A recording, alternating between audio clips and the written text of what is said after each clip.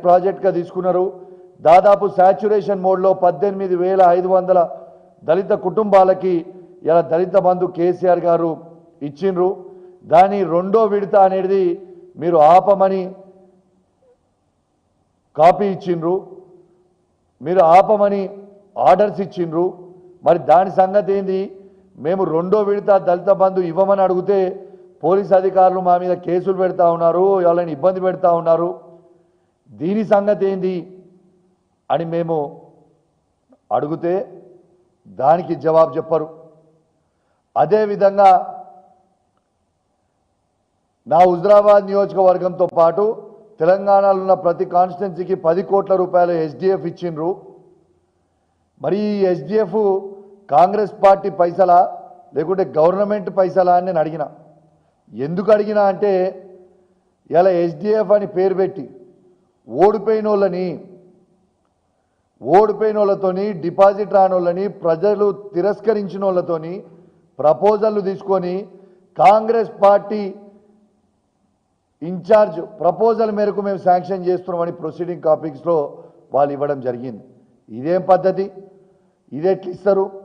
Congress party ఉన్న దగ్గరేమో ఎమ్మెల్యేలు ఇచ్చిన కాడ ప్రపోజల్ ఇస్తారు, మా బీఆర్ఎస్ పార్టీ శాసనసభ్యులు ఉన్న దగ్గరనేమో కాంగ్రెస్ పార్టీ ఇన్ఛార్జ్ అని ఇస్తారు. మరి ఈ పైసలే మన కాంగ్రెస్ పార్టీవా నేను అడుగుతా ఉన్నాను.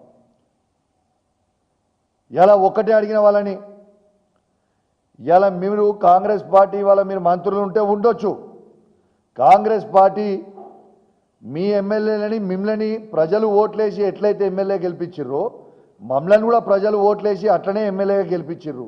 ఓ 10 ఎమ్మెల్యేలు మాకంటే ఎక్కువ కూర్చుంటే మీరు మంత్రులే ఆడ కూర్చుర్రు, లేకుంటే మేము అధికారంలో వస్తే మా పార్టీ వాళ్ళ మంత్రులు కూడా ఆడ కూర్చునేది అని బాగా జాపుతూ బల్ల గుద్ది మరీ చెప్పిన. ఇవన్నిటికీ సమాధానం ఉండదు. రైతులకి నా వీణవంక మండలంలో జమ్మికుంట మండలంలో కలువల ప్రాజెక్ట్ అనే ప్రాజెక్ట్ని అది 2023లో తెగిపోయింది. దానికి కేసీఆర్ గారి నాయకత్వంలో ఆనాడు డిపిఆర్ 70 కోట్ల రూపాయలు వేసి ఆ డిపిఆర్ తయారు చేసి పంపినాం. ఆ కలువల ప్రాజెక్ట్ అనేది మీరు కడితే వీణవంక మండలం జమ్మికుంట మండలకు సంబంధించిన రైతులకి దాదాపు 6,000 ఎకరాలకి ఆయకట్టుకి నీళ్లు వస్తాయి, రైతులు అద్భుతంగా బతుకుతారు. దాంతో దయచేసి ప్రాజెక్ట్ గురించి కూడా చెప్పండి అంటే దాని గురించి కూడా జవాబు చెప్పరు. ఇలా ఇంద్రమ్మ ఇండ్ల కమిటీల విషయంలో కూడా ప్రపోజల్ పంపించింది కాంగ్రెస్ పార్టీ ఎమ్మెల్యేలు, ప్రపోజల్ పంపించిందేమో వాళ్ళు యాక్సెప్ట్ చేస్తారు, మా బీఆర్ఎస్ పార్టీ ఎమ్మెల్యేలు పంపించిన ప్రపోజల్ ఏమో రిజెక్ట్ చేసి పెడతారు. ఏ బేసిస్ మీద వాళ్ళ ఇన్ఛార్జ్ల కాంగ్రెస్ పార్టీ ఇన్ఛార్జ్ల బేస్ల మీద ఎంపీడీఓలు కానీ ఎట్లా ఫార్వర్డ్ చేస్తారు? అంటే అధికారం ఉంది కదా మా ఇష్టం ఉన్నట్టు మేము విర్రవీగుతామని అంటే ఇది ఎంతవరకు కరెక్ట్ అని నేను అడుగుతా ఉన్నాను. ఇదే క్రమంలో నేను ఈ ప్రశ్నలన్నీ కూడా ప్రజల పక్షాన, మా రైతుల పక్షాన, మా దళిత బిడ్డల పక్షాన ఇలా నేను అడుగుతూ ఉంటే సిగ్గు లేకుండా నా పక్కన కేసీఆర్ గారి భిక్షతో కేసీఆర్ గారి దయతోని గెలిచిన ఎమ్మెల్యే అయిన డాక్టర్ సంజయ్ జగిత్యాల ఎమ్మెల్యే గారు నా పక్కన కూర్చొని ఉన్నారు. నాతో ఏమంటాడు పక్కన కూర్చొని అంటే, ఏగా రైతులకు అన్ని గవన్నీ ఎందుకు అడుగుతున్నావు, ఇక మీ బీఆర్ఎస్ పార్టీ సంగతి నేను చెప్తా ఇప్పుడు అని మైక్ తీసుకుంటుండు. ఎస్, నేను ఆయనకు మైక్ ఇచ్చినప్పుడు బాజాప్తు వ్యతిరేకించిన. అసలు ఈయన ఏ పార్టీలో గెలిచిండు, ఏ పార్టీ తరఫున మాట్లాడుతుండు అని నేను అడిగితే నేను కాంగ్రెస్ పార్టీనే అని చెప్తుండు.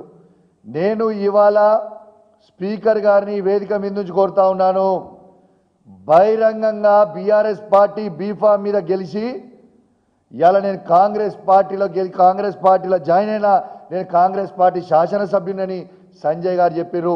వెంటనే సంజయ్ని మీరు డిస్క్వాలిఫై చేయాల్సిన బాధ్యత స్పీకర్ గారి మీద ఉన్నది అని చెప్పి ఈ సందర్భంగా తెలియజేస్తా ఉన్నాను.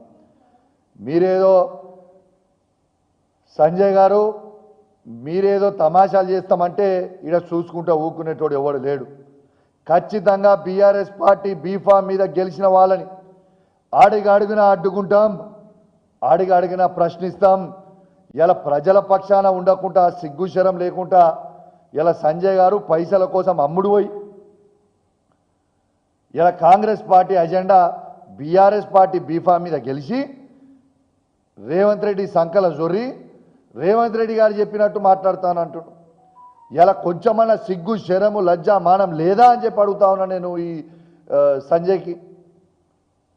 ఇలా బాజాబ్తు చెప్తున్నా, ఇలా కేసీఆర్ గారి ప్రభుత్వంలో ఇలా 1,00,000 కోట్ల రూపాయలు డైరెక్ట్గా రైతుకి క్రెడిట్ చేసిన ఏకైక ఈ భారతదేశంలో ఏకైక ముఖ్యమంత్రి ఆనాడు ఉండే ఈనాడు ఉండే కేసీఆర్ గారని చెప్పక తప్పదని చెప్పి సందర్భంగా తెలియజేస్తా ఉన్నాను. ఏ రాష్ట్రంలో 1,00,000 కోట్లు డైరెక్ట్గా రైతు అకౌంట్లోకి వేసిర్రా? ఆనాడు నేను ఒక్కటే ప్రశ్న అడుగుతా, సంజయ్ గారు కానీ రేవంత్ రెడ్డి గారు దీనికి జవాబు చెప్పండి.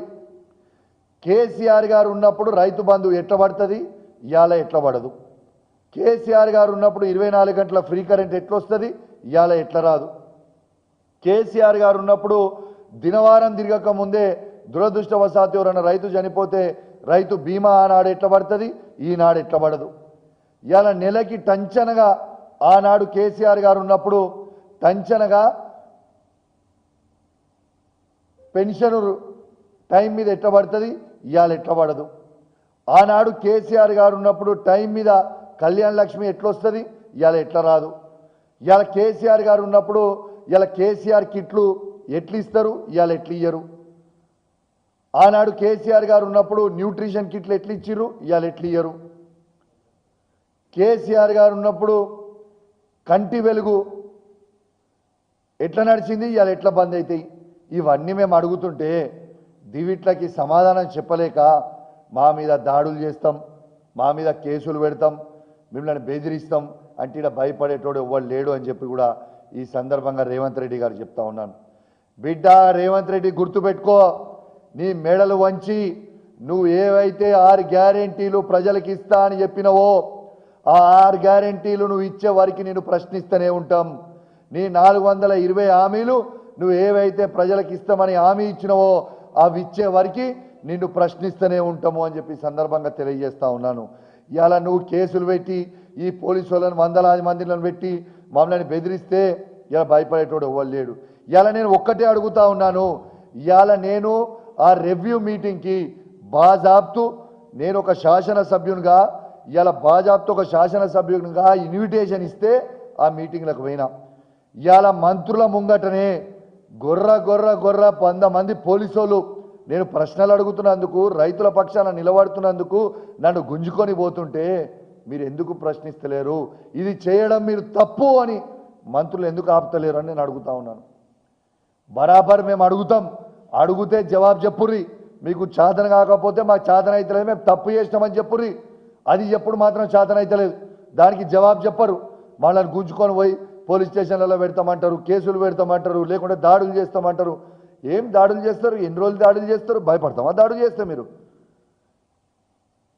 ఖచ్చితంగా నేను చెప్తున్నా, పార్టీ మారిన ఎమ్మెల్యే సంజయ్ సిగ్గు శరము లజ్జ మానము అన్నం తింటుంటే ఇలా నీకు దమ్ముంటే రాజీనామా చేయి, నువ్వు రాజీనామా చేయి, ఆడ కాంగ్రెస్ టికెట్ నుంచి పోటీ చేయి, నువ్వు గెలుస్తావా చూస్తా.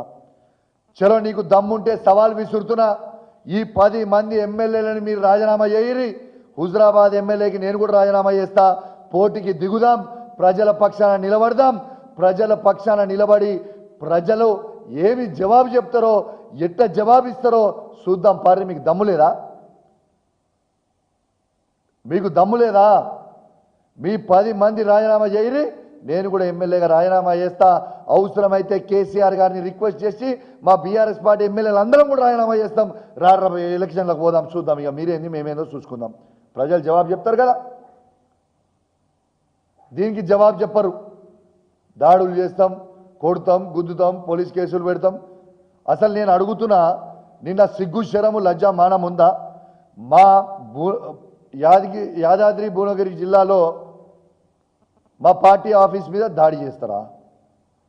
తెలంగాణ తెచ్చిన కేసీఆర్ గారి ఫోటో తీసుకొని కింద కొడతారు రేవంత్ రెడ్డి గారు. సిగ్గుందా? చావు నోట్ల తలబెట్టి తెలంగాణ తెచ్చిన కేసీఆర్ గారి ఫోటో తీసి కింద ఎట్లా కొట్టబుద్ధి అయింది మీకని నేను అడుగుతా ఉన్నాను. ఇలా ఇదే రేవంత్ రెడ్డి గారు కూడా ఆ కుర్చీలో కూర్చున్నంటే అది కేసీఆర్ గారి భిక్షనా కాదా? ఇలా తెలంగాణని ప్రపంచంలో గుర్తుపట్టేటట్టు చేసింది కేసీఆర్ గారు కాదా? ఇలా హైదరాబాద్ని ఇవాళ భారతదేశంలోనే టాప్ సిటీగా నిలబెట్టింది కేసీఆర్ గారు కాదా? ఇలా భారతదేశంలోనే ఇలా గ్రామ పంచాయతీ బెస్ట్ గ్రామ పంచాయతీల అవార్డులు 25 ఇస్తే 19 వచ్చినాయి, అవి కేసీఆర్ గారు చేయబట్టి కాదా? ఇలా 33 జిల్లాలని కేసీఆర్ గారు చేసి అద్భుతమైన కలెక్టరేట్లు, అద్భుతమైన సెక్రటేరియట్లు, అద్భుతమైన పోలీస్ కంట్రోల్ రూమ్లు, ఇలా 33 మెడికల్ కాలేజ్లు ఇవన్నీ చేసింది కేసీఆర్ గారు కాదా? ఎట్లా చేయబుద్ధి అయిందయ్యా? అట్లాంటి దేవుడు లాంటి కేసీఆర్ గారిని పట్టుకొని ఆయన చిత్రపటాన్ని తీసుకొని కిందేసి కొడుతుంటే తెలంగాణ ప్రజల గుండెల్లో బాధ అనిపించింది. ఇంత దారుణమా, ఇంత అన్యాయంగా ఉంటుందా అని ప్రజలు అంటా ఉన్నారు. అట్లాంటి బాపుని తెలంగాణ గాంధీ అయిన కేసీఆర్ గారి చిత్రపటాన్ని కొట్టడం న్యాయమేనా అని నేను అడుగుతా ఉన్నాను. తెలంగాణ ప్రజల్లారా, అసలు ఈ ప్రభుత్వం ఏమి చేస్తుంది అనేది ఒక్కసారి ఆలోచన చేయండి. ఈ రేవంత్ రెడ్డి ఏం చేస్తున్నాడనేది ఆలోచన చేయండి. ఇందుక తెలంగాణ తెచ్చుకుంది, కష్టపడి తెలంగాణ తెస్తే ఈ విధంగా బిహేవ్ చేయడం ఎంతవరకు కరెక్ట్ అని నేను అడుగుతా ఉన్నాను. అదేవిధంగా నేను హెచ్చరిస్తా ఉన్నాను, రేవంత్ రెడ్డి గారు మీకు కూడా చెప్తా ఉన్నాను, నేను హెచ్చరిస్తా ఉన్నాను, నేను డీజీపీ గారికి కూడా హెచ్చరిస్తా ఉన్నాను. మీరు ఈ విధంగా దాడులని ప్రోత్సహించి చేస్తూ ఉంటే చూసుకుంటే ఊరుకోవడానికి మేమేమి దద్దమ్మలం కాదు అని చెప్పి కూడా హెచ్చరిస్తా ఉన్నాను. బిడ్డ మీరు ఈసారి చేసిర్రు, మేము చేసినాం, డీజీపీ గారు కూడా చెప్తున్నాం, మేము ఓపికగా ఉన్నాం, మా ఓపికని కూడా మీరు సహించే రేపు ఫ్యూచర్లో సహించము, మా మంచితనాన్ని కూడా మళ్ళీ చెప్తున్న డీజీపీ గారు, మా సహనాన్ని చాతగానితనం అని అనుకోకుర్రి, మీరు దాడి చేసినా మేము ఓపికగా ఉన్నాం. రేపు మేము దాడులు చేసుడు మొదలు పెడితే బిడ్డ ఒక్క కాంగ్రెస్ నాయకుడు కూడా ఇంట్లో అనుకోడు, ఏ ఒక్కడు కూడా పార్టీ ఆఫీస్ మీద కూడా ఒక్కటి కూడా ఉండదని చెప్పి కూడా చెప్తా ఉన్నాం, హెచ్చరిస్తా ఉన్నాం. ఖచ్చితంగా మీరు ఇట్లాంటి దాడులు ఆపకపోతే ప్రతి దాడులు మేము కూడా ఖచ్చితంగా చేస్తాం. ఖచ్చితంగా మీ పార్టీ ఆఫీసుల మీద కూడా దాడులు చేసి తీరుతాం, భయపడే ప్రసక్తే లేదు. మా పార్టీ ఆఫీసుల మీద మీరు వస్తుంటే మా కేసీఆర్ గారి ఫోటోలు కిందేసి కొడుతుంటే మేము చూసుకుంటూ కావాలనే బిడ్డ ఖచ్చితంగా చెప్తా ఉన్నాం, మేము కూడా మీ పార్టీ ఆఫీసుల మీద దాడి చేస్తాం. ఇట్లా మొదలైతే డీజీపీ గారు దీనికి బాధ్యత మీరే వహించాల్సి వస్తుంది. ఎట్లా రేవంత్ రెడ్డి గారు ఆయన సీఎం, ఆయనే హోమ్ మినిస్టరు, కానీ ఆయనకి ఇంచు కూడా ధమాక్ లేదు. కానీ మీరు మాత్రం అధికారులు గుర్తుపెట్టుకోండి. ఇలా పోలీస్ శాఖకు కూడా మేము చెప్తా ఉన్నాం, మేము అడుగుతా ఉన్నాం, కేసీఆర్ గారు మీకు ఏం తక్కువ చేసిండండి? భారతదేశంలో ఎక్కడ లేని విధంగా అద్భుతమైన పోలీస్ కంట్రోల్ రూమ్ కట్టించిండు. మీకు వేరే రాష్ట్రాలలో ఒక్కసారి పోయి చూడండి, డకోటా కార్లు డకోటా జీప్లలో తిరుగుతుంటాడు.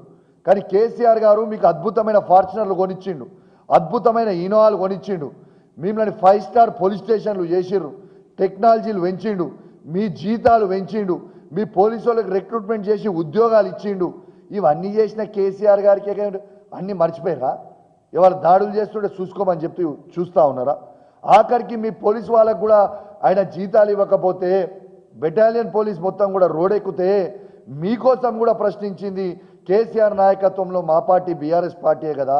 ఇవన్నీ మీకు గుర్తొస్తలేవా పోలీస్ మిత్రులారా అని నేను అడుగుతా ఉన్నాను. మీకు మంచిగా అనిపిస్తూ ఉందా?